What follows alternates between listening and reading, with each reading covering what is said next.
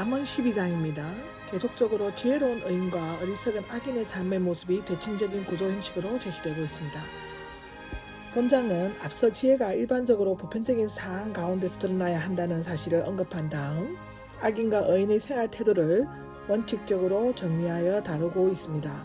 제가 앞에 11장이 외부적인 삶의 영역에서 드러나야 하는 지혜를 다루었다면 여기에서는 인간의 내면적 영역에서 일어나는 지혜에 대해 언급하고 있는데 특히 의인은 생명의 길로 들어가게 되지만 악인은 결국 소멸되고 만다는 점을 강조하고 있습니다.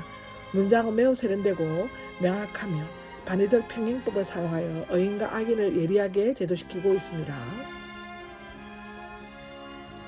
하나님의 진리에 대한 의인과 악인의 태도에 대해서 얘기하고 있는데요. 의인과 악인이 궁극적으로 받게 되는 보응의 끝을 맺고 난 다음 지혜자와 미련한 자가 하나님께 대해 가지는 근본적인 자세를 다루고 있습니다. 이것은 지혜의 근원이 하나님께로부터 시작되며 훈계와 징계를 통해 참된 지식을 얻고 그로 인해 생명길로 나아가도록 하기 위함이라고 기록하고 있습니다.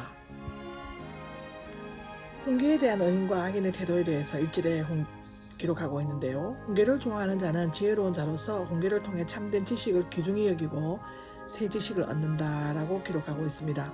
그러나 자신의 잘못에 대해 책망받기를 싫어하는 자는 영원히 자신의 잘못을 고치지 못하는 짐승과 같이 우둔한 자입니다. 이것은 시편 49장 10절에도 나와 있죠. 선을 행하는 의인과 악을 행하는 악인의 비교를 7절에 하고 있는데요. 선과 진리에 대해 가지는 의인과 악인의 전혀 다른 태도는 각기 은총과 정죄로 끝나게 되어 있습니다. 의인은 언제나 하나님의 말씀이라는 굳건한 터의 뿌리를 받고 있으므로 생활이 안정되고 많은 의의 열매를 맺는다라고 에베소서 3장 17절에도 나와 있습니다. 그러나 하나님의 말씀을 의지하지 않고 자신의 악한 본성대로 행하는 자는 생각과 행동에 올바른 지침이나 목표가 없으므로 뿌리 없는 나무처럼 흔들릴 수가 없다라고 합니다. 그 밖에 좋은 아내와 수치를 가져오는 여자, 의인과 악인과의 대조를 통해 지혜로운 사람은 육에 속한 자들 가운데서도 칭찬의 대상이 되지만 미련한 자는 멸시의 대상이 된다는 것을 일깨워주고 있습니다. 좋은 지각을 가진 자와 마음이 비틀린 자의 비교가 8절에서 10절에 나와 있는데요. 전자는 말이나 행동에서 지혜롭게 행함으로 칭찬을 받지만 후자는 사람의 멸시를 받는다라고 기록하고 있습니다. 또한 비록 신분이 비천하고 사람에게 업신여김을 받지만 종까지 부리면서 실속 있는 생활을 하는 자가 스스로 자랑하고 허세를 부리지만 먹을 것이 없는 자보다는 낫다는 것입니다. 즉 내실이 있는 자와 없는 자의 비교인데요.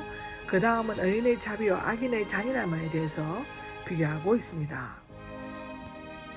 성실한 의인과 방탕한 자의 비교가 11절과 12절에 나오는데요. 의인과 악인의 특성은 단지 영적 차원에서만 국한되지 않고 기본적인 삶의 전반적인 영역으로 확장되고 있습니다. 특히 여기에서는 삶의 터전인 토지와 연관해서 언급되고 있는데요. 당시 이스라엘 사람들은 가나안 땅에서 풍성한 소출을 얻으며 안락하게 살아가는 생활을 하나님의 축복으로 간주했습니다. 사실상 구약에서 가나안 땅은 언약 백성의 영적 온도계요 축복의 가식적 증표로서 여기에서는 토지 경작 여부와 하나님의 기억 상속 여부가 의인과 악인을 구분하는 기준과 분수령이 되고 있습니다. 의인은 토지를 부지런히 경작하여 풍성한 보상을 받지만 방탕한 자는 게으르기 때문에 궁핍하게 된다고 기록하고 있습니다. 의인과 악인의 언어 생활에 대해서 13절에서 22절까지 기록하고 있는데요. 언어는 인간의 내적인 존재를 숨김없이 표현하는 통로로서 인간은 언어를 통해 자신의 생각을 드러내고 자신의 인간성과 행위를 드러나온다고 합니다. 악인은 언제나 악한 말을 하고 남을 해치려 하다가 자신이 말한 것에 책을 잡혀 멸망하지만 의인은 늘 올바르고 진실한 말을 하기 때문에 한난을 면하게 된다고 하는데요.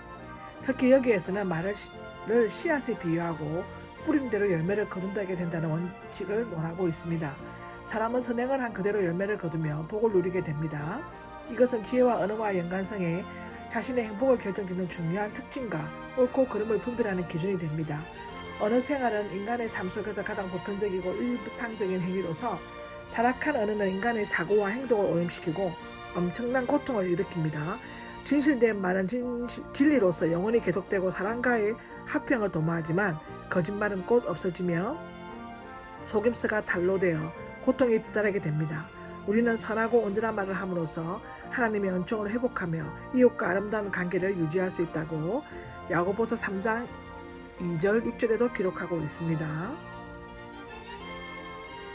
의인과 악인의 삶에 대한 태도와 결과인데요.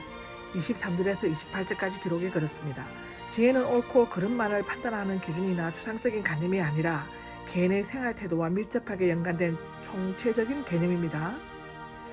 여기에서는 의인과 악인이 지식과 일반적인 삶에 대한 태도와 결과에 대해서 언급하고 있는데요. 영리한 사람은 자신의 지식을 감추는데 그 이유는 경솔하게 행동하지 않고 적절한 때의 능력을 발휘하기 위한 것이라고 할 수 있습니다. 풍족한 생활은 인내와 부지런함을 통해 누릴 수 있게 되며 이것은 일상적인 면이나 영적인 면에 있어서 동일하게 적용합니다. 그리고 하나님의 뜻을 쫓아 온전히 순종하는 자는 사망으로 들어가지 않고 궁극적으로 영원한 생명을 누리게 된다고 28절에 나와 있고 시편 48장 14절에도 나와 있습니다.